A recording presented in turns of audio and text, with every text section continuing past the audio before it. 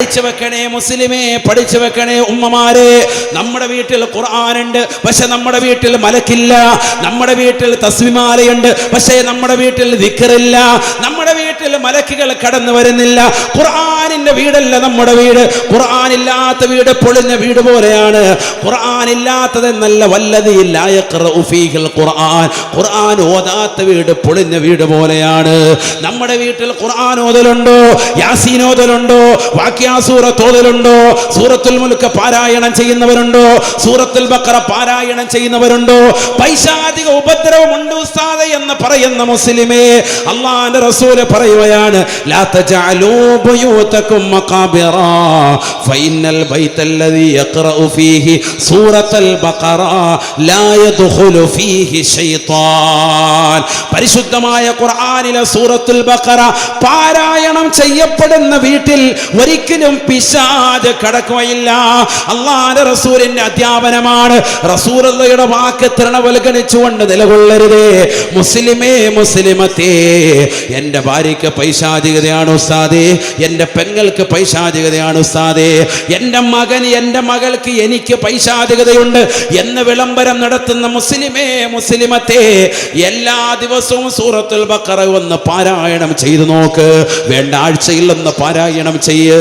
പിശാച് വീട്ടിൽ നിന്ന് പുറത്തു പോകുമെന്ന് പറഞ്ഞത് ഹബീബ് മുഹമ്മദ് മുസ്തഫ സല്ലല്ലാഹു അലൈഹി വസല്ലം. ഓതണം. നമ്മൾ ഖുർആനുമായിട്ട് ഒരു ബന്ധമില്ല, പിന്നെ അങ്ങനെ നമ്മൾ രക്ഷപ്പെടും? അള്ളാഹു നമ്മളെ കാത്ത് സംരക്ഷിക്കട്ടെ.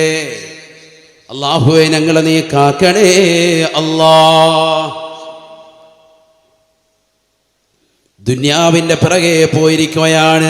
ഹബീബായ റസൂലുള്ളാഹി സ്വല്ലല്ലാഹു അലൈഹി വസല്ലമ തങ്ങൾ പറയുകയാണ്, ഫവല്ലാഹി മൽ ഫഖറ അഖ്ശാ അലൈക്കും, അല്ലാഹുവിനെ തന്നെയാണ് സത്യം, നിങ്ങളുടെ മേൽ ഞാൻ ഭയക്കുന്നത് ഈ ഭൗതിക ലോകത്തിന്റെ ആഡംബര ആസ്വാദനങ്ങളാണ്. നിങ്ങളുടെ മേൽ ഞാൻ ഭയക്കുന്നത് ഭൗതിക ലോകത്തിന്റെ ആഡംബര ആസ്വാദനങ്ങളാണ്.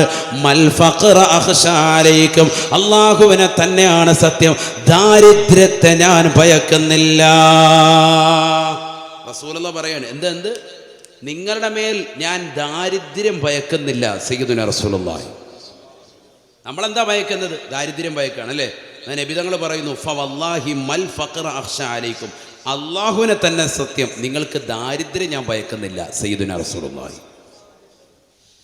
മറിച്ച് ഞാൻ ഭയക്കുന്നത് എന്താണെന്നറിയോ? വലാകിൻ അഖ്ശാ അലൈക്കും അൻ തുബ്സത ദുനിയ കമാ ബുസിതത അലാ മൻ കാന ഖബ്ലകും, മുൻഗാമികളാകുന്ന ആളുകൾക്ക്, ഖാറൂനിന്, നമ്രൂദിന്, ഫിർഔനിന്, ഹാമാനിനടക്കം അല്ലാഹു കൊടുത്തിരിക്കുന്നതാകുന്ന ദുന്യവിയാകുന്ന ആസ്വാദനങ്ങൾ കൊടുത്തതുപോലെ ഈ ഭൗതിക ലോകത്തിന്റെ ആഡംബര ആസ്വാദനങ്ങൾ ഇഷ്ടപ്പെടലാണ്. അതിനോടുള്ള താല്പര്യമാണ് ഞാൻ ഭയക്കുന്നത് നിങ്ങളുടെ മേലെന്ന് ഹബീബുനാ റസൂലുള്ളാഹി. ഈ ദുന്യാവിൽ ആഘോഷങ്ങൾക്കപ്പുറം രണ്ട് പെരുന്നാൾ നിങ്ങൾക്ക് ആഘോഷങ്ങൾ നൽകിയിട്ടുണ്ട്. ഒന്ന് ചെറിയ പെരുന്നാൾ, മറ്റൊന്ന് ബലിപെരുന്നാൾ. അതെല്ലാം മാറ്റിവെച്ചുകൊണ്ട് കല്യാണം നിങ്ങളൊരാഘോഷമാക്കി.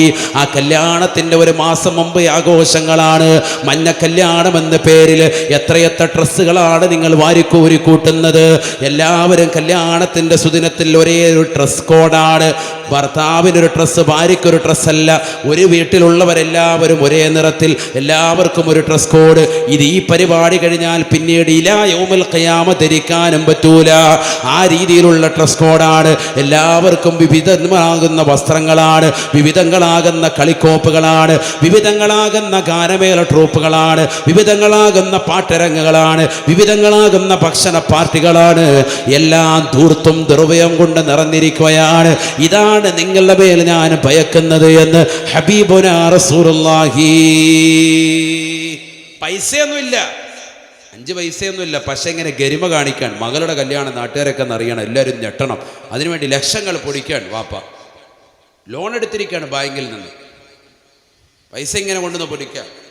ഞാൻ നിങ്ങളുടെ മേൽ ഭയക്കുന്നത് അതാണ്, ദുന്യാവാണ് ഭയക്കുന്നതെന്ന് സയ്യിദുനാ റസൂലുള്ളാഹി. നബി ഭയന്നത് തന്നെ സംഭവിച്ചു ഇന്ന്. എന്നിട്ട് നബി പറയാൻ നിർത്തുന്നില്ല, ഫതനാഫസുഹാ കമാ തനാഫസുഹാ,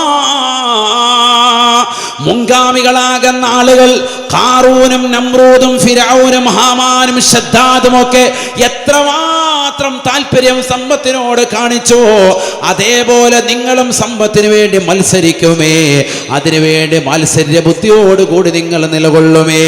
1 ലക്ഷം രൂപ കൊണ്ട് മതിയാക്കാമെന്ന് നിങ്ങൾ കരുതുകയില്ല. 2 ലക്ഷം വേണം, 2 ലക്ഷം കിട്ടുമ്പോൾ കരുതും 3 ലക്ഷം വേണം, 3 കിട്ടുമ്പോൾ അത് 10 വേണം, 10 കിട്ടുമ്പോൾ അത് 20 വേണം, 20 കിട്ടുമ്പോൾ അത് 40 വേണം, 40 കിട്ടുമ്പോൾ അത് 60 വേണം, 60 കിട്ടുമ്പോൾ അത് 1 കോടി വേണം. ഇങ്ങനെയുള്ള ചിന്തകളായിട്ട് നിങ്ങൾ പോകുമേ, നിങ്ങൾ ഭൗതികത്തോട് മത്സരിക്കുമേ. ഇത് തന്നെയാണ് മുൻഗാമികൾ ചെയ്തത്. കമാ തനാഫസുഹാ, മുൻഗാമികളാകുന്ന ആളുകൾ മത്സരിച്ചതും അത് തന്നെയാണ്. അല്ലാഹുവിന്റെ റസൂൽ ഖുർആൻ ഓതിക്കൊണ്ട് പറയുകയാണ്, ഇന്ന ഖാറൂന മിൻ ഖൗമി മൂസാ ഫബഗാ അലൈഹിം മാ ഇന്ന മഫാതിഹഹു ലതനൂ ബിൽ ഉസ്ബതി ഉലിൽ ഖുവാ. 72 ഒട്ടകങ്ങൾക്ക് വഹിക്കാൻ മാത്രമുള്ളതായ നിധി കുമ്പാരങ്ങളുടെ താക്കോൽ കൂട്ടം തന്നെ ഖാറൂൻ എന്ന് പറയുന്ന ലോകം കണ്ട ഏറ്റവും വലിയ ധനികനുണ്ടായിരുന്നു എന്ന് വിശുദ്ധമായ ഖുർആൻ.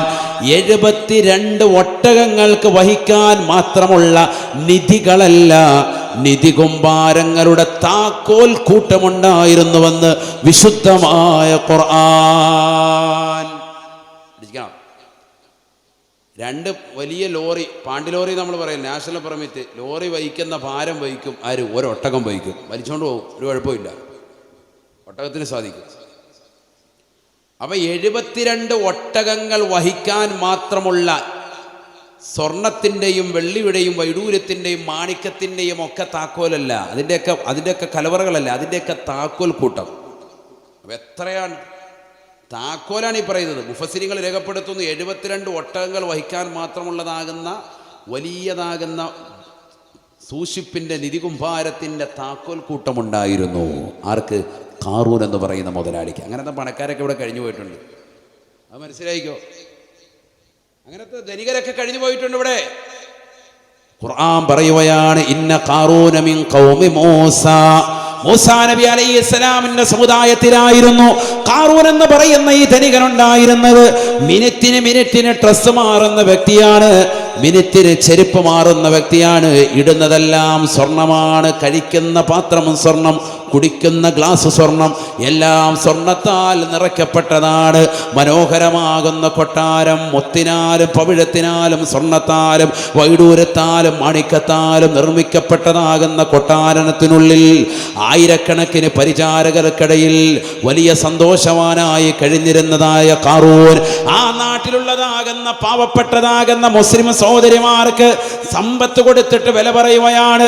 നാട്ടിലുള്ള യുവാക്കൾക്ക് സമ്പത്ത് കൊടുത്തിട്ട് പറയുകയാണ്, പോയി ഇഷ്ടം പോലെ അന്യ സ്ത്രീകളുമായി പെരുമാറിക്കോ, ശാരീരികമാകുന്ന ബന്ധപ്പെടൽ നടത്തിക്കോ, വഴങ്ങാത്തവർക്ക് പണം കൊടുത്തോ, സ്വർണം വാരിയിട്ട് കൊടുത്തോ എന്ന് പറഞ്ഞുകൊണ്ട് നാട്ടിൽ ആത്മീയത കളഞ്ഞു കുളിച്ചതാകുന്ന ഖാറൂൻ അല്ലാഹു സുബ്ഹാനഹു വ തആല സമ്പത്ത് കൊണ്ട് അഹങ്കരിച്ചപ്പോ 72 ഒട്ടകങ്ങൾക്ക് വഹിക്കാൻ മാത്രമുള്ള നിധി കുമ്പാരങ്ങളുടെ താക്കോൽ കൂട്ടമുണ്ടായിരുന്ന ഖാറൂൻ എങ്ങനെയാണ് നശിച്ചതെന്നറിയുമോ?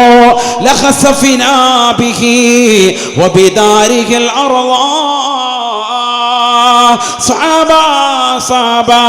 അല്ലാഹുവിന്റെ റസൂൽ സഹാബത്തിനെ ഖുർആൻ ഓതിക്കൊണ്ട് പഠിപ്പിക്കുകയാണ്, അവനെയും അവന്റെ കെട്ടിട സമുച്ചയങ്ങളെയും അവൻ്റെതാകുന്ന സാമ്പത്തിക സ്രോതസ്സുകളെയും ഈ ഭൂമിയിലേക്ക് അങ്ങ് ആഴ്ത്തിക്കളഞ്ഞു എന്ന് വിശുദ്ധമായ ഖുർആൻ. എല്ലാം ഭൂമിയിലേക്ക് അങ്ങ് ആഴ്ത്തിക്കളഞ്ഞു, അല്ലാഹു നശിപ്പിച്ചു കളഞ്ഞു. നാളെ ഖിയാമത്ത് നാൾ വരെ അവനിങ്ങനെ ഇഞ്ചിഞ്ചായി ഭൂമിയിലേക്ക് ഇങ്ങനെ സെക്കൻഡ് ബൈ ഇങ്ങനെ ഇറങ്ങിക്കൊണ്ടിരിക്കുകയാണ്. ഇപ്പോഴും നമ്മൾ ഈ വാത് പറയുന്ന സന്ദർഭത്തിനും അവന് കൊടുക്കുന്ന ശിക്ഷ അതാണ്. എന്താ അതിൻ്റെ കാരണം? സമ്പത്ത് കൊണ്ട് അഹങ്കരിച്ചു. മൂസാ നബി അലൈഹി ഇസ്ലാമിനെ കൊണ്ട് വിശ്വസിച്ചില്ല എന്ന് മാത്രമല്ല, ആ നാട്ടിലുള്ള ചെറുപ്പക്കാർക്ക് ധനം കൊടുത്തിട്ട് സമ്പത്ത് കൊടുത്തിട്ട് പറഞ്ഞു, നല്ല സുന്ദരികളാകുന്ന ഇസ്രായേലി ജനതയിലെ പെൺകുട്ടികളുമായി ശാരീരികമായി ബന്ധപ്പെടാൻ നിങ്ങൾ തയ്യാറായിക്കോ. ആരെങ്കിലും വശംവദനാകുന്നില്ലെങ്കിൽ സ്വർണം കൊടുക്ക്, പൈസ കൊടുക്ക്, ഇഷ്ടം പോലെ കൊടുക്കണം, പണം കൊടുക്കണം. ആവശ്യത്തിന് നാട്ടിൽ അനാവശ്യമായ രീതിയിൽ പണം ചെലവഴിച്ചു. സമ്പത്തുള്ളവരെ ശ്രദ്ധിക്കുക. നിങ്ങളുടെ സമ്പത്ത് കൊണ്ട് പരിശുദ്ധമായ ദീനിനുപകരിക്ക്. ഗാനമേള ട്രൂപ്പുകൾക്ക് നിങ്ങൾ കൊടുക്കാതെ, അശ്ലീലമാക്കപ്പെട്ടതാകുന്ന സിനിമാറ്റിക് ഡാൻസ് നടക്കുന്നതാകുന്ന പരിപാടികൾക്ക് നിങ്ങൾ നൽകാതെ, ആത്മീയമാകുന്ന മജ്ലിസുകൾക്ക് നിങ്ങൾ ചെലവഴിക്കും. അള്ളാഹു തൗഫീഖ് നൽകട്ടെ. എങ്കിൽ നിങ്ങൾ ആഖിറത്തിൽ ഖേദിക്കേണ്ടി വരൂല. ബഹുമാനപ്പെട്ട മൂസാ നബി അലൈഹിസ്സലാമിന്റെ കാലക്കാരനായ അദ്ദേഹത്തെയും അദ്ദേഹത്തിന്റെ കെട്ടിട സമുച്ചയങ്ങളെയും കോടികൾ വില മതിക്കുന്നതാകുന്ന കെട്ടിട സമുച്ചയങ്ങളെയും അള്ളാഹു ഭൂമി പിളർന്നിട്ട് ആഴ്ത്തിക്കളഞ്ഞു എന്ന് വിശുദ്ധമായ ഖുർആൻ. പണം കൊണ്ട് അഹങ്കരിച്ചവരെല്ലാം അള്ളാഹു നശിപ്പിച്ചില്ലയോ? കല്ലാ ഇന്നൽ ഇൻസാന ലയത്ഗാ അർആഹു ഇസ്തഗ്നാ. അബൂജഹലിനെ കുറിച്ച് അള്ളാഹു പറയുകയാണ്, സ്വന്തം ഐശ്വര്യവാനായി ധരിച്ചിരുന്ന വ്യക്തിയല്ലയോ അബൂജഹൽ? വലിയ ധനാഢ്യനായിരുന്നില്ലയോ? മക്കയിലെ കുഫാറുകളുടെ തലവനായിരുന്നില്ലയോ?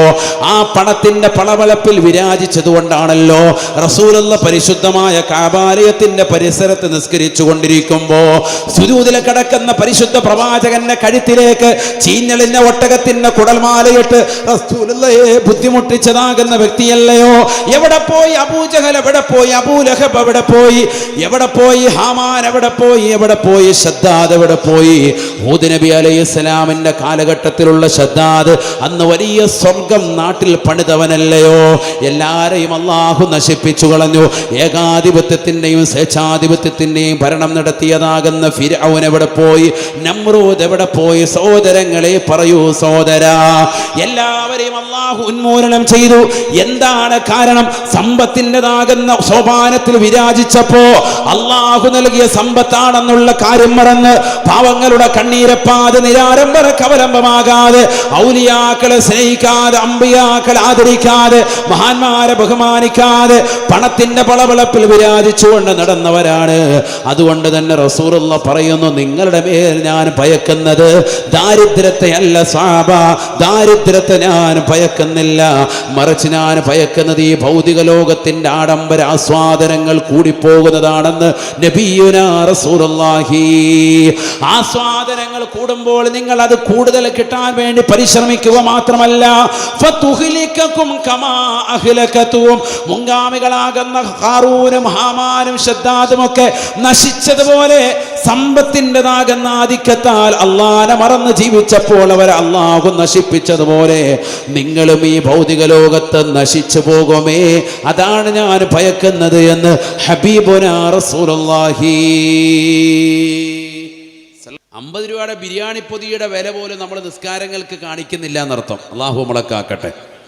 ഒന്നാമത്തെ സഫിന്റെ വില ആരെങ്കിലും തിരിച്ചറിഞ്ഞിരുന്നെങ്കിൽ, അതും ഇമാമിന്റെ വലതുഭാഗത്തെ ശ്രേഷ്ഠത ആരെങ്കിലും അറിഞ്ഞിരുന്നെങ്കിൽ അവൻ മുട്ടിലെഴഞ്ഞെങ്കിലും വീട്ടിൽ നിന്ന് വന്നേനെ എന്ന് സയ്യിദുനാ റസൂലുള്ളാഹി സ്വല്ലല്ലാഹു അലൈഹി വസല്ലം. നമ്മളാ ഒന്നാമത്തെ സഫ്ക്ക് വേണ്ടെന്നാണ് പറയുന്നത്. അത് വേണ്ട ഉസ്താദേ. നേരെ ചൊവ്വ ഇഴഞ്ഞിപ്പം വന്നിട്ടുണ്ട് പള്ളിയിൽ, എന്നാൽ പോലും പള്ളിയുടെ വാതിക്കരുന്നിട്ട് സിഗരറ്റ് വലിച്ച് ഇങ്ങനെ നിൽക്കാം. പള്ളിയിൽ ഉസ്താദിൻ്റെ ബാത്റൂമിനെ താക്കോൽ വാങ്ങിച്ചിട്ട് അതിനകത്ത് കയറിയത് വീഡിയോ വലിച്ചുകൊണ്ടിരിക്കുക, ആഹത്തായിട്ട് സിഗരറ്റ് വലിക്കുക പള്ളിയിലെ ബാത്റൂമിനകത്ത്. ചിലർക്ക് അങ്ങനെയാണ്, പള്ളിയിലെ ബാത്റൂം കാണുമ്പോൾ ഒന്ന് വലിക്കാൻ തോന്നും, അതിനകത്ത് ഇരിക്കുക അരമണിക്കൂർ. ഏത്തിക്കാഫ് പള്ളിക്കകത്ത് ഏത്തിക്കാഫില്ല, വെളിയിൽ. പള്ളിക്കകത്ത് കയറിയാലോ ഒതു എടുക്കാൻ വേണ്ടി വന്നിട്ട് അവിടെ ഇങ്ങനെ വസ്വാസ് കളിക്കുക. അള്ളാഹു നമ്മളെ കാക്കട്ടെ. എത്ര വെള്ളം കളയുന്നത്. ഇബ്നു ഉഖൈൽ റഹിമഹുള്ളയോടൊരാൾ വന്ന് ചോദിക്കുകയാണ്, ഇന്നി കുന്തു അഗ്സിലുൽ ഉദ്വാ ഫഅഖൂലു ഫീ നഫ്സി മാ വസൽതു വഇന്നി ഇദാ കബ്ബർതു ഫഅഖൂലു ഫീ നഫ്സി മാ കബ്ബർതു ഫമാദാ തറാ ഫിയാ. ഇബ്നു ഉഖൈൽ എന്ന് പറയുന്ന വലിയ കർമ്മശാസ്ത്ര പണ്ഡിതന്റെ അടുക്കൽ ഒരു വ്യക്തി വന്നുകൊണ്ട് ചോദിക്കുകയാണ്, അല്ലയോ ഇബ്നു ഉഖൈൽ റഹിമഹുല്ലാഹ്, ഇബ്നു ഉഖൈൽ, അല്ലയോ ഇബ്നു ഉഖൈൽ, എനിക്കൊരു മസ്അല ചോദിക്കാനുണ്ട്, എനിക്കൊരു ചെറിയ പ്രശ്നമുണ്ട്.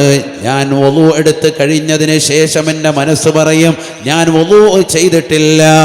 ഞാൻ തക്ബീറത്തുൽ ഇഹ്റാം കെട്ടിയതിന് ശേഷം എൻ്റെ മനസ്സ് പറയും മാ കബ്ബർതു, ഞാൻ തക്ബീർ കെട്ടിയിട്ടില്ല. ഫമാദാ തറാ ഫിയ, നിങ്ങൾ എന്നെ കുറിച്ച് എന്താണ് അഭിപ്രായപ്പെടുന്നത്? അല്ലേ, ചില ആളുകൾ അങ്ങനെ ഉണ്ടല്ലോ, വുളു എടുക്കാൻ ഇങ്ങനെ പൈപ്പ് ചെയ്തിട്ട് അശ്ഹദു അല്ലാ ഇലാഹ ഇല്ലല്ലാഹ് ടാങ്കിലെ വെള്ളം മുഴുവൻ ഹൈവാൻ കളയും, അവിടെ ഇങ്ങനെ കളിച്ചുകൊണ്ടിരിക്കുക. വസ്വാസ്, ഹൗദിനകത്ത് വെള്ളം ഇങ്ങനെ കൈയിട്ടിട്ടിരിക്കുകയാണ്, ഓളം എല്ലാം നിലച്ചതിന് ശേഷം ഓം വെള്ളം പൊക്കിയെടുക്കുകയുള്ളൂ. അങ്ങനത്തെ വസ്വാസ് ഇപ്പോൾ കുറേയൊക്കെ കുറഞ്ഞിട്ടുണ്ട്, ഇടക്കാലത്ത് ഭയങ്കര കൂടുതലായിരുന്നു. അതുപോലെ തക്ബീറത്തിൽ കയറാൻ കെട്ടാൻ നിന്ന്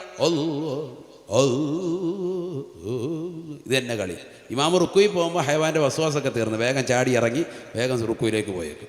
അതുവരെ ഈ വസ്വാസ കണ്ടിട്ടല്ലേ നിങ്ങൾ? കണ്ടിട്ടുണ്ടോ ഇല്ലയോ? ഉണ്ട്.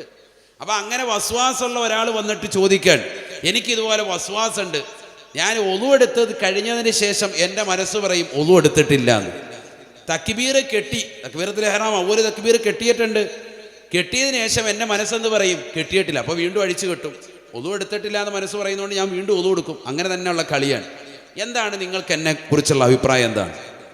അപ്പോൾ ഇദ്ദേഹം പറഞ്ഞു, ലാ തജിബു അലൈക സ്സല, നിനക്ക് നിസ്കാരം നിർബന്ധമില്ല എന്ന് പറഞ്ഞു. നിനക്കെന്ത് നിർബന്ധമില്ല? നിർബന്ധമില്ല. അപ്പോൾ ഇദ്ദേഹം ചൂടായി. അതെന്താ അങ്ങനെ ചോദിക്കുന്നത്? ഒരു മസ്അല ചോദിക്കുമ്പോൾ മുസ്ലിയാരെ കളിയാക്കുവാണ്. ഞാൻ നിങ്ങളോടൊരു മസ്അല ചോദിച്ചപ്പോൾ നിങ്ങൾ നിസ്കരിക്കണ്ട എന്ന് പറയാണ്. അതെന്താ അർത്ഥത്തിൽ? അപ്പോൾ അദ്ദേഹം പറഞ്ഞു, വല്ലദീ യഗ്സിലുൽ ഉദ്വ ഫയഖൂലു ഫീ നഫ്സിഹി മാ ഗസൽതു വല്ലദീ യുകബ്ബിറു ഫയഖൂലു ഫീ നഫ്സിഹി മാ കബ്ബർതു ഫഹാദാ അസ്ലിയുൻ മജ്നൂൻ. ഒളു എടുത്തതാകുന്ന ആള് ഒളു എടുത്തിട്ടില്ല എന്ന് പറയുന്നതിൽ എന്താണ് അതിൻ്റെ യുക്തി? ഒളു എടുത്തു എന്നുള്ളത് അവന് ഉറപ്പാണ്, എന്നിട്ട് അവന് പറയുന്നു ഞാൻ ഒളു എടുത്തിട്ടില്ല. തക്ബീറത്തുൽ ഇഹ്റാം ചൊല്ലിക്കൊണ്ട് കൈ കെട്ടിയതാകുന്ന വ്യക്തി പറയുന്നു ഞാൻ തക്ബീറത്തുൽ ഇഹ്റാം ചൊല്ലിയിട്ടില്ല എന്ന് പറയുന്നവൻ ഫഹാദാ അസ്ലിയുൻ മജ്നൂൻ, ഇവൻ യഥാർത്ഥ ഭ്രാന്തനാണ്. വൽ മജ്നൂനു ലാ തജിബു അലൈഹി സ്വലാ, ഭ്രാന്തന്റെ മേൽ വിശുദ്ധമായ ഇസ്ലാമിൽ നമസ്കാരം നിർബന്ധമില്ല. ഹബീബായ റസൂലുള്ളാഹി സ്വല്ലല്ലാഹു അലൈഹി വസല്ലം തങ്ങൾ പറയുന്നത് നീ കേട്ടിട്ടില്ലേ? അമാ സമിഅത ഖൗലൻ നബിയ്യ സ്വല്ലല്ലാഹു അലൈഹി വസല്ലം റുഫിയൽ ഖലമു അനിൽ മജ്നൂൻ, ഭ്രാന്തനായ വ്യക്തിയെ തൊട്ട് നാളെ ആഖിറത്തിൽ ചോദ്യമില്ല.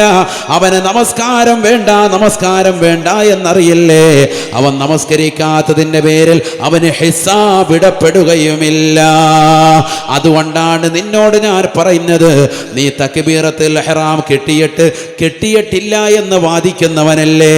നീ ഒളു ചെയ്തതിന് ശേഷം ഒളു എടുത്തിട്ടില്ല എന്ന് വസ്വാസ് പറയുന്നവനല്ലേ? നീ യഥാർത്ഥത്തിൽ ഭ്രാന്തനാണ്. ഭ്രാന്തന് ഇസ്ലാമിൽ നമസ്കാരം നിർബന്ധമില്ല. ആ ഒരൊറ്റ വാക്ക് പറയുന്നതോടുകൂടി അവൻ്റെ ഭ്രാന്ത് മാറി എന്ന് പറഞ്ഞാൽ വസ്വാസ് അങ്ങ് പോയി.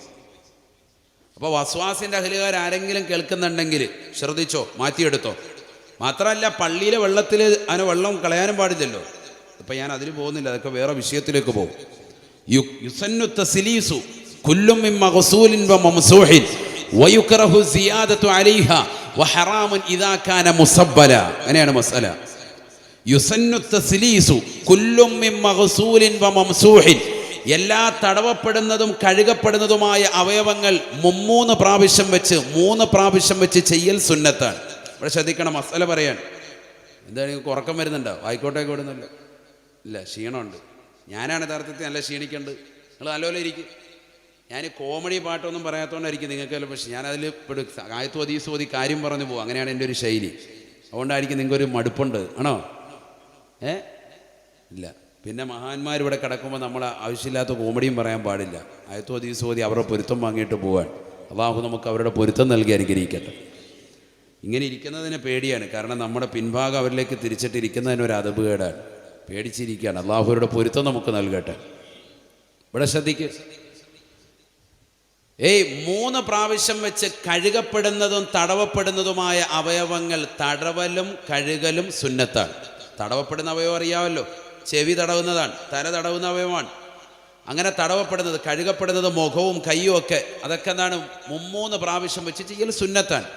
പക്ഷേ വയുക്റഹു സിയാദതു അലൈഹാ, നിന്റെ സ്വന്തം പൈസ മുടക്കിയിട്ട് നിന്റെ വീട്ടിലുള്ളതാകുന്ന വെള്ളമാണ്, നിന്റെ സ്വന്തം പൈസ മുടക്കി കിണറ്റിൽ നിന്ന് നീ വെള്ളം ഒരു മോട്ടോർ മുഖേന ടാങ്കിലേക്ക് അടിച്ചു കയറ്റി, എന്നിട്ട് ആ വെള്ളം തന്നെ നീ 4ാമത്തെ പ്രാവശ്യം ഉപയോഗിക്കുകയാണ് എങ്കിൽ, അനാവശ്യമായിട്ടാണ് ഉപയോഗമെങ്കിൽ അത് കറാഹത്താണ്. പണ്ഡിതന്മാർ പറയാം, നിന്റെ സ്വന്തം വീട്ടിലുള്ള വെള്ളത്തെക്കുറിച്ചാണ് ഈ പറയുന്നത്. വഹറാമുൻ ഇദാ കാന മുസബ്ബല. ആ നാലാമത്തെ പ്രാവശ്യം വെള്ളമെടുക്കുന്നത് അള്ളാഹുവിൻ്റെ പള്ളിയുടേതാകുന്ന പൈപ്പിൽ നിന്നാണ് എങ്കിൽ, ഹൗദിൽ നിന്നാണ് എങ്കിൽ അത് ഹറാമാണ്, നിഷിദ്ധമാണ്, നിനക്ക് ശിക്ഷ ലഭിക്കും. പഠിച്ചു വെച്ചോ. അങ്ങനെയാണ് മസാല. ഇത് നല്ല ലെക്സിൻ്റെ സോപ്പ് വരുമ്പോഴത്തേക്ക് കടയിൽ നിന്ന് വാങ്ങിച്ചുകൊണ്ട് വരിക, എന്നിട്ട് തല കഴുകുക ആചാര് ഇവിടെ നിന്നിട്ട് പള്ളിയിലെ പൈപ്പ് തുറന്നു വെച്ചിട്ട് റാഹത്തായിട്ട് കുളിക്കുക. ഇവിടെ വന്നിരുന്നു ഒരുപാട് പേനുണ്ട്, കുറച്ച് ദിവസമായി കുളിച്ചിട്ട് പള്ളിയിലെ വെള്ളം നല്ല തണുപ്പുണ്ട്, റാഹത്ത്. അരുവിക്കര ഡാമിൽ നിന്ന് ഒഴുകി വരികയാണ്, റാഹത്തായിട്ട് വെള്ളവും മൊത്തവും മുഴുവൻ തല കഴുകി കുളിക്കുക. ഇതാണ് പരിപാടി. ഞാൻ പറഞ്ഞത് ശരിയല്ലേ? ശ്രദ്ധിക്കാതെ. അതുപോലെ ചെരുപ്പ് നല്ലതുപോലെ തേച്ചൊരച്ച് കഴുകുക പള്ളിയിലെ വെള്ളത്തിൽ. അതൊക്കെ നാളെ ഹിസാബിടപ്പെടും. പൊതു സ്വത്തിൽ നിന്ന് ഉപയോഗിക്കുന്നത് സൂക്ഷിച്ചോ. അത് കമ്മിറ്റിക്കാരായാലും ശരി, അല്ലാത്തവരായാലും ശരി, അദാബാണ്. അള്ളാഹു ആക്കട്ടെ. ഒക്കെ സൂക്ഷിച്ചോണം. പൊതു സ്വത്തിൽ നിന്നുള്ളതാകുന്ന ഉപയോഗം വളരെയേറെ ശ്രദ്ധിക്കണം. പള്ളിയുടെയൊക്കെ സ്വത്ത് അത് വളരെയേറെ ഗൗരവത്തിൽ കാണേണ്ടതാണ്. ഇബാദത്താകുന്ന ഒളു എടുക്കുന്ന കാര്യത്തിൽ ഈ പറയുന്നത്. അപ്പോൾ ബാക്കിയുള്ളതിലോ? ഒളു എടുക്കുന്നത് ഒരു ഇബാദത്തിന് വേണ്ടിയാണ്, നിസ്കരിക്കാൻ വേണ്ടി ഒളു എടുക്കാൻ. അതിൽ തന്നെ 3 പ്രാവശ്യം കഴിഞ്ഞ് 4ാമത്തെ പ്രാവശ്യം എടുക്കുന്ന വെള്ളം അനാവശ്യമായിട്ട് നീ എടുക്കുകയാണെങ്കിൽ അത് ഹറാമാണ്. ഹറാമുൻ ഇദാ കാന മുസബ്ബല. ഷാഫി മദ്ഹബിലെ പ്രബല അഭിപ്രായം അതാണ്. അള്ളാഹു നമ്മളെ കാത്ത് സംരക്ഷിക്കട്ടെ. അപ്പോൾ എത്ര സൂക്ഷിക്കണം നമ്മൾ എത്ര സൂക്ഷിക്കണം. നമ്മുടെ ഈ ഘട്ട ജീവിതം, ഇപ്പോൾ വസിക്കുന്നതാകുന്ന ഈ 60 70 വയസ്സുള്ളതാകുന്ന ഈ ഘട്ട ജീവിതം നന്നാക്കിയാൽ നമ്മൾ രക്ഷപ്പെട്ടു. അള്ളാഹു തൗഫീഖ് തരട്ടെ. ഇത് റെഡിയാക്കിയാൽ മതി. ഇനി കുറഞ്ഞ ഘട്ടമുണ്ട്. ആ ഘട്ടത്തിലേക്ക് നല്ല അമൽ ചെയ്യുകയും ഈ സദസ്സിൽ വെച്ച് നമ്മൾ തൗബ ചെയ്യുകയും ചെയ്യുക. അള്ളാഹു എൻ്റെ ജീവിതത്തിൽ വന്നു പോയിട്ടുള്ള എല്ലാ തെറ്റുകളും ഞാൻ പൊറുക്കലിനെ തേടുന്നു, നീ അഫു ചെയ്യണേ അല്ലാ. കള്ളു കുടിച്ചു പോയി, വ്യഭിചരിച്ചു പോയി, സിനിമ കണ്ടുപോയി, അശ്ലീലത രചിച്ചു പോയി, എല്ലാം നീ പുറത്ത് അഫു ചെയ്യണേ എന്ന് പറഞ്ഞ് നാഥനായ റബ്ബിലേക്ക് ഷെയ്ഖിൻ്റെതാകുന്ന സമീപത്ത് വെച്ച് പൊട്ടിക്കരഞ്ഞുകൊണ്ട് ദുആ ചെയ്യാൻ പരിശുദ്ധമായ ശഅബാൻ്റെ പവിത്രമായ രാവിലെ അള്ളാഹു നമ്മുടെ പ്രാർത്ഥനകൾ സ്വീകരിക്കുമാറാവട്ടെ. എന്നിട്ടൊരു പുതിയ ജീവിതം തുടങ്ങാണ്. റമദാൻ വരികയാണ്. റമദാന് മുമ്പ് നല്ലൊരു പുതിയ ജീവിതം നമ്മൾ തുടങ്ങും. റമദാൻ തീരുമ്പോഴേക്ക് 40 ദിവസം നമുക്ക് കിട്ടും, 40ന് മുകളിൽ കിട്ടും. ആ 40 ദിവസം ജുമുഅ ജമാഅത്തുകളൊന്ന് കൃത്യത വെക്കിൽ. മഹാന്മാർ പഠിപ്പിക്കുന്നു, ജുമുഅ ജമാഅത്തുകൾ 40 ദിവസം കൃത്യത വെച്ചാൽ കാപട്യത്തിൽ നിന്ന് ഒഴിവാകും, നരകമോചനം അള്ളാഹു തരും. അള്ളാഹു തൗഫീഖ് തരട്ടെ. 2 കാര്യം കിട്ടും. ഒന്ന്, ഹൃദയത്തിൽ കാപട്യം ഉണ്ടാവില്ല എന്ന് പറഞ്ഞാൽ കറകളഞ്ഞ ഈമാൻ്റെ വക്താവാകും, ഈമാൻ്റെ മാധുര്യം കൂടും. 5 വക്കത്ത് പള്ളി വരണം. സിയാറത്ത് മാത്രം കൊണ്ട് രക്ഷപ്പെടൂല, പള്ളിയിൽ വരണം, നിസ്കരിക്കണം. അള്ളാഹു തൗഫീഖ് തരട്ടെ. നിസ്കാരം ഫറളാണ്, ഇത് സുന്നത്താണ്. 2ഉം വേണം. നമ്മളെ സംബന്ധിച്ചിടത്തോളം നമ്മൾ സുന്നികളാണ്, 2ഉം വേണം. പക്ഷെ നിസ്കാരം ഒഴിച്ചിട്ടുള്ള ഒരു സിയാറത്ത് അത് നമുക്ക് പാടില്ല. നിസ്കാരം വളരെ ഗൗരവമായി നമ്മൾ കാണണം. പ്രത്യേകിച്ച് ഫർദ് നിസ്കാരം, 5 വക്കത്ത് നിസ്കാരം അത് നിർബന്ധമാണ്. അത് നിസ്കരിക്കാത്തവരെ വിലായത്തിൻ്റെ മർത്തബയിലേക്ക് മഹാന്മാർ എണ്ണിയിട്ടില്ല. ചില കള്ളത്തൊരീക്കത്തുകളൊക്കെ ഇന്ന് കേരളത്തിൽ പല സ്ഥലങ്ങളിലും പൊന്തി വരുന്നുണ്ട്. അവർ പറയുന്നത് എന്താ? ഇങ്ങ് വാ, അടുത്ത് വിളിച്ചിട്ട് പറയും, മോനെ നിസ്കരിക്കൊന്നും വേണ്ട, ഞാൻ കുറച്ച് ദിക്ർ പറഞ്ഞു തരാം, ആ ദിക്ർ നീ അങ്ങ് ചെല്ലിയാൽ മതി, നല്ല ഉന്നതമായ പദവിയിലേക്ക് എത്തും എന്ന് പറഞ്ഞ് പാവപ്പെട്ട സാലിഹ്യങ്ങളാകുന്ന നിസ്കാരമുള്ള ഉമ്മമാരെയും ഉപ്പമാരെയും ചെറുപ്പക്കാരെയൊക്കെ വഷളാക്കുന്ന ധാരാളം കള്ളത്തൊരീക്കത്തുകൾ നമുക്കിടയിൽ വല്ലാതെ വ്യാപിച്ചു വന്നിട്ടുണ്ട്. കള്ള ജിന്നുമ്മമാരും ജിന്നുപ്പമാരും കടന്നു വന്നിട്ടുണ്ട്. 99% അത്തരത്തിലുള്ള ആളുകളുടെ അടുക്കലേക്ക് നിങ്ങൾ പോകണ്ട. നമുക്കിവിടെ നല്ല സമുന്നതരായ ആലിമികളിവിടെ ഉണ്ടല്ലോ, നമ്മുടെ സാദാത്തികൾ ഉസ്താദുമാരിവിടെ ഉണ്ടല്ലോ. അവരോട് മസലകൾ ചോദിക്കുന്നു, അവരോട് കാര്യങ്ങൾ പറയുന്നു, അവർ നമ്മുടെ ഹാജത്തുകൾ ആവശ്യങ്ങൾ നിറവേറ്റിത്തരുന്നു. അവരെന്തെങ്കിലും ആയത്തുകൾ നമുക്ക് പറഞ്ഞു തരുന്നു, അല്ലെങ്കിൽ പരിശുദ്ധ പ്രവാചകൻ എന്തെങ്കിലും അധ്യാപനങ്ങൾ പഠിപ്പിച്ചു തരുന്നു. അതിനപ്പുറത്തേക്ക് നമ്മൾ ഒരാളെയും കുത്തുബായിട്ട് കാണേണ്ടതില്ല. അത്തരത്തിലുള്ള ആളുകളുടെ അടുക്കലേക്ക് പ്രിയപ്പെട്ട ഉമ്മമാര് പോകുകയേ അരുത്. കാരണം ഇന്ന് ലോകം ആത്മീയ ചൂഷണത്തിന് വലിയ വില കൊടുക്കേണ്ടതാകുന്ന ഘട്ടമാണ്. ഒരുപാട് ആളുകൾ പണം പിഴുങ്ങാനായിട്ട് മാത്രം നിലകൊള്ളുന്ന ധാരാളം ആളുകൾ ഗൗരവത്തിൽ നമ്മൾ കാണണം. ആരാണ് യഥാർത്ഥ സൂഫി? ആരാണ് വലി എന്ന് പറഞ്ഞാൽ എന്താ അതിന് അർത്ഥം അറിയോ? വലി എന്ന് പറഞ്ഞാൽ എന്താണ്? അൽ വലിയോ അൽ ആരിഫു ബില്ലാഹ് ഹസ്ബമാ യുംകിനു അൽ മുവാദിബു അലാ ത്വാആത്ത് അൽ മുജ്തനിബു അനിൽ മഹ്ദൂറാത്തി മിനൽ ലഹവാത്തി വശഹവാത്തി വൽ ഹഫവാത്ത്. ശറഹുൽ അഖായിദിൽ കാണാം വലിയെന്ന് പറയുന്നത് ആരാണ്? അതിൻ്റെ നിർവചനം പഠിച്ചു വെച്ചോ. അൽ വലിയു അൽ ആരിഫു ബില്ലാഹി ഹസ്ബമാ യുംകിൻ. അള്ളാഹുവിനെ കുറിച്ച് അഗാധമാകുന്ന അറിവുള്ള വ്യക്തിക്ക് വലിയ എന്ന് പറയാൻ പറ്റുള്ളൂ. എന്ന് പറഞ്ഞാൽ നല്ല അറിവുണ്ടായിരിക്കണം. മസല ചോദിക്കുമ്പോൾ അപ്പോൾ തന്നെ മറുപടി കൊടുക്കത്തക്ക രീതിക്കുള്ള നല്ല വിവരം വേണം. അല്ലാതെ ഒരു 10 മിനിറ്റ് കേട്ടോ ഞാൻ ഇപ്പോൾ വരാമെന്ന് പറഞ്ഞിട്ട് ബാത്റൂമിൽ പോയിരുന്നിട്ട് വേറെ ആർക്കെങ്കിലും മെസ്സേജ് അയച്ച് വാട്സാപ്പിൽ മെസ്സേജ് അയച്ച് മറുപടി കിട്ടിക്കഴിയുമ്പോൾ ഇറങ്ങി വന്ന് ഫത്വ കൊടുക്കുന്ന ആളല്ല. അതല്ല വലിയ. മനസ്സിലാക്കണം നിങ്ങൾ. വലിയെന്ന് പറഞ്ഞാൽ മസലകൾ അക്യുറേറ്റ് ആണ്. അള്ളാഹുവിനെ കുറിച്ച് അഗാധമാകുന്ന അറിവ്. മുഹീദ്ദീൻ ശൈഖ് റളിയല്ലാഹു അൻഹുവിനെ പോലെ 33 വർഷമാണ് വിജ്ഞാനം പഠിക്കാൻ വേണ്ടി അദ്ദേഹത്തിന്റെ സമയം അദ്ദേഹം ചെലവഴിച്ചത്. എത്ര കൊല്ലമാണ് എന്ന് പറയും മനുഷ്യന്മാരെ? 33 വർഷം. മിൻ കുല്ലി ഫന്നി സുർതു ഫിൽ അസ്രി ഔഹദൽ ഉലമാഇ. 33 വർഷമാണ് ബഹുമാനപ്പെട്ടതാകുന്ന മുഹയ്യിദ്ദീൻ ശൈഖ് റളിയല്ലാഹു അൻഹു വിജ്ഞാനം പഠിക്കാൻ വേണ്ടി തൻ്റെ ജീവിതം മാറ്റിവെച്ചത്. ബഗ്ദാദിന്റെ മണ്ണിൽ നിന്ന് തന്നെ പ്രിയപ്പെട്ടതാകുന്ന ഉപ്പ അനന്തരമായി കൊടുത്തതാകുന്ന ഉമ്മയുടെ കൈവശം കൊടുത്തതാകുന്ന പരിശുദ്ധമാക്കപ്പെട്ടതാകുന്ന 40 സ്വർണ്ണ നാണയം അത് അദ്ദേഹം ഇതാ കൊണ്ടുപോവുകയാണ്. പോകുന്ന വഴിയിൽ കൊള്ളക്കാര് വരുന്നു, തപ്പി നോക്കുന്നു, കാണുന്നില്ല. അവസാനം എന്തെങ്കിലും ഉണ്ടോ എന്ന് ചോദിക്കുമ്പോൾ കാണിച്ചു കൊടുക്കുന്നു. ഉടുപ്പിൻ്റെതാകുന്ന പിന്നാമ്പുറ ഭാഗത്ത് തയ്ച്ചു വെച്ചിരിക്കുന്നു. കളവ് പറയരുതെന്ന് ഉമ്മ പറഞ്ഞതുകൊണ്ടാണ് ഞാനിത് നിങ്ങൾക്ക് സത്യം പറഞ്ഞത് എന്ന് കള്ളന്മാരോടത് പറയുമ്പോൾ കൊള്ളസംഘം മുഴുവനും പരിപൂർണമായി ഇസ്ലാമതം പുലയാണ്.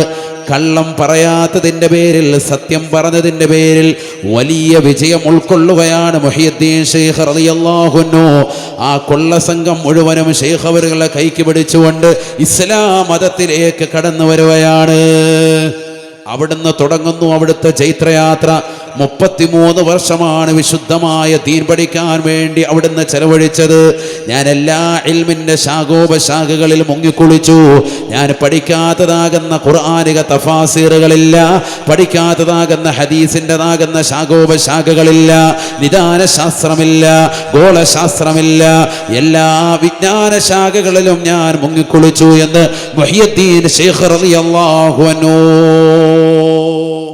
33 കൊല്ലം നമ്മൾ പഠിക്കണം, മനസ്സിലാക്കണം. അതൊക്കെയാണ് ഒരു ആലിമ്.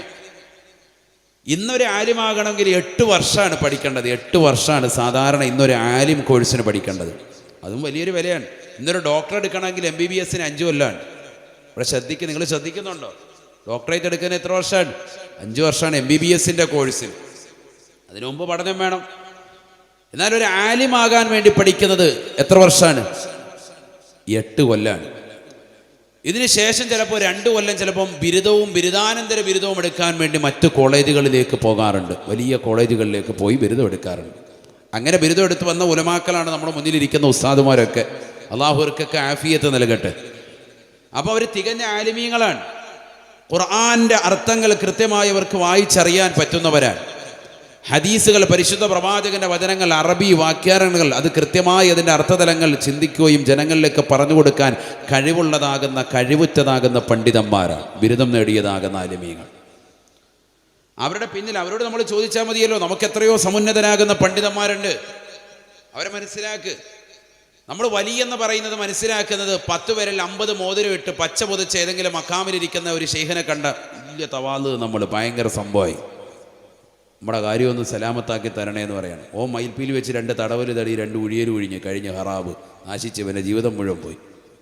അള്ളാഹു ആക്കട്ടെ. നിങ്ങളെന്തിനാ ഈ മയിൽപ്പീലിൻ്റെ അടികൊള്ളാനൊക്കെ നിൽക്കുന്നത്? ശ്രദ്ധിക്കണം. പെണ്ണുങ്ങൾ വളരെയേറെ ഗൗരവത്തിൽ ശ്രദ്ധിക്കേണ്ടതാണ്. നമ്മൾ സുന്നികളാണ്, പക്ഷെ ആ സുന്നിസ് ഓവറാകാൻ പാടില്ല.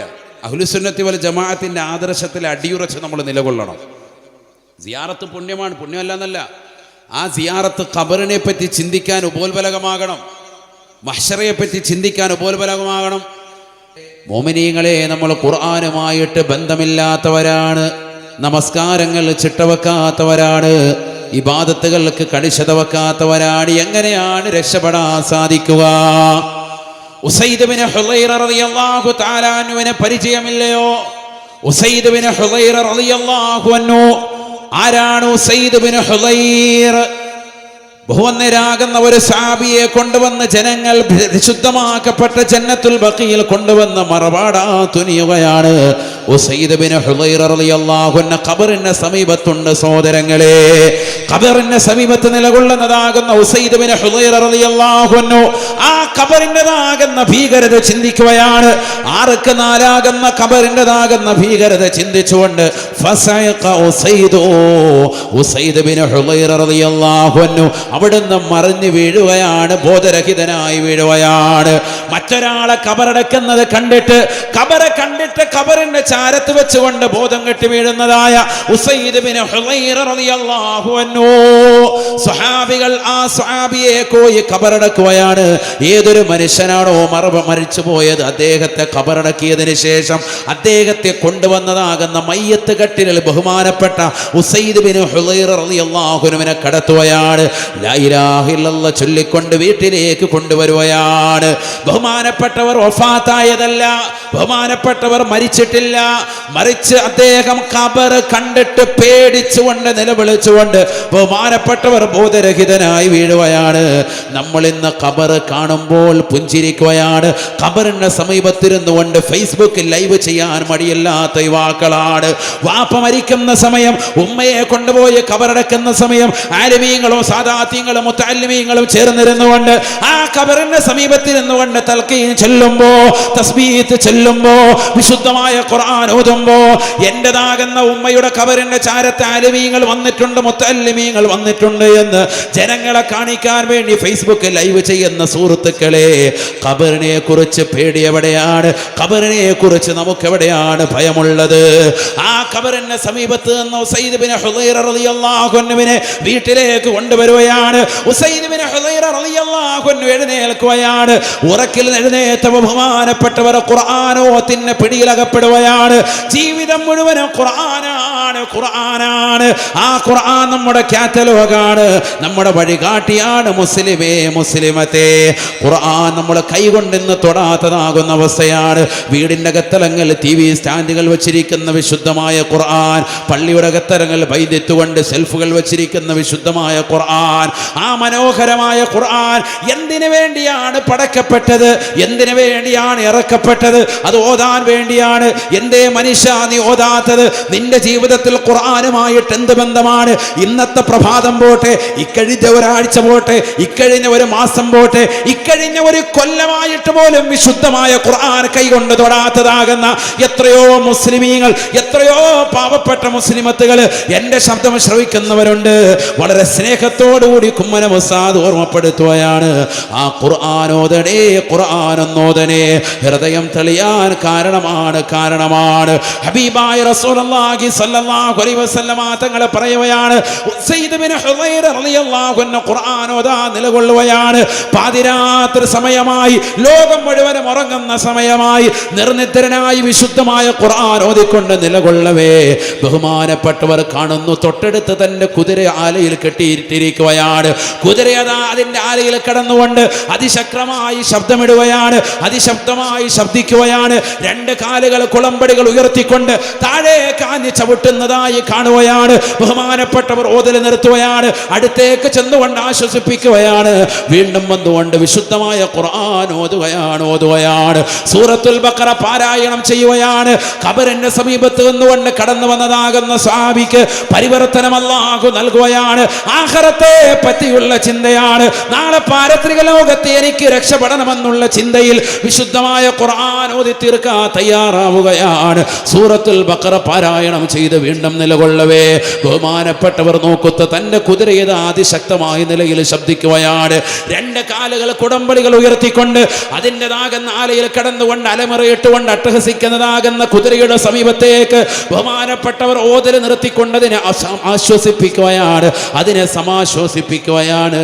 വീണ്ടും വന്നുകൊണ്ട് ബഹുമാനപ്പെട്ടവർ ഖുർആൻ തുറന്നുകൊണ്ട് ഓതുമ്പോ ആകാശത്ത് നിന്നൊരു പ്രകാശം കാണുകയാണ്.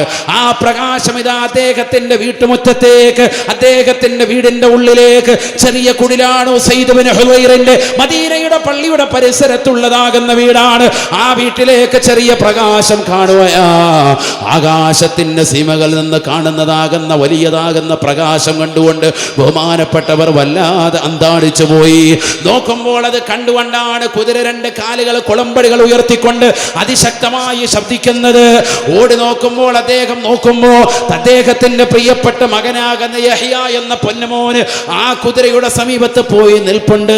കുതിരയെങ്ങാണം ചാടിയിട്ട് തൻ്റെ മകനെ ഉപദ്രവിക്കുമോ എന്ന് ഭയന്നുകൊണ്ട് ബഹുമാനപ്പെട്ടവർ ഖുർആൻ മടക്കി വെച്ചുകൊണ്ട് ഓടിച്ചെന്നുകൊണ്ട് യഹ്യ എന്ന പൊന്നുമോനെ എടുത്തുകൊണ്ട് വരികയാണ്. ആ കുതിരയെ ആശ്വസിപ്പിക്കുകയാണ്. നേരം വെളുത്തപ്പോൾ അല്ലാഹുവിന്റെ റസൂലിന്റെ അടുക്കലേക്ക് ചെല്ലുകയാണ്.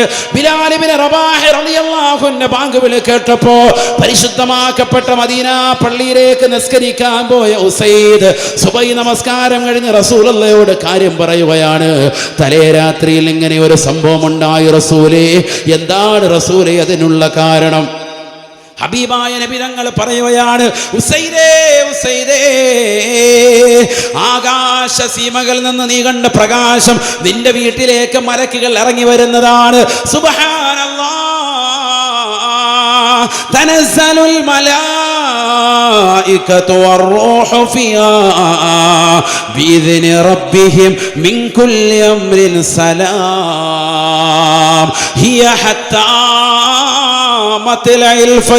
പരിശുദ്ധമാക്കപ്പെട്ട ലൈലത്തുൽ ഖദ്റിന് പാതിരാത്രി സമയത്ത് ലോകം മുഴുവനും ഉറങ്ങാതെ ലൈലത്തുൽ ഖദ്ർ പ്രതീക്ഷിച്ചുകൊണ്ട് റമദാനിന്റെ ഒറ്റയത്തെ രാവുകൾ ഇബാദത്ത് എടുക്കാൻ സജ്ജരാകുന്നവരെ, എന്റെ പ്രിയപ്പെട്ട മുസ്ലിമേ മുസ്ലിമത്തേ, ആ ലൈലത്തുൽ ഖദ്റിൽ ഉറങ്ങാതെ ഉറക്കമൊടിച്ചുകൊണ്ട് ഖുർആൻ ഓതാൻ തയ്യാറെടുക്കുന്നത് എന്തുകൊണ്ടാണ്? ഖുർആൻ ഇറക്കപ്പെട്ട രാവാണ്. ആ രാവിൽ പ്രഭാതം വരെ മലക്കുകൾ കാരുണ്യം ചൊരിഞ്ഞുകൊണ്ട് നിൽപ്പാണ്. അതൊന്ന് കിട്ടാൻ വേണ്ടി പരിശ്രമിക്കുന്ന മുസ്ലിമേ, അല്ലാഹുവിന്റെ റസൂൽ ഉസൈദ് ബിൻ ഹുദൈർ റളിയല്ലാഹു അൻഹുവിനോട് പറയുകയാണ്, ഉസൈദേ ഉസൈദേ, ലൗ ഖറഅത ഹത്തൽ ഫജ്ർ, നീ പ്രഭാതം വരെ വിശുദ്ധമായ ഖുർആൻ ഓതിക്കൊണ്ട് നിലകൊണ്ടിരുന്നുവെങ്കിൽ ആ മലക്കുകൾ ഭൂമിയിൽ ഇറങ്ങി വന്ന് നിന്റെ വീട്ടിൽ നിറഞ്ഞേനെ എന്ന് സയ്യിദുനാ റസൂലുള്ളാഹി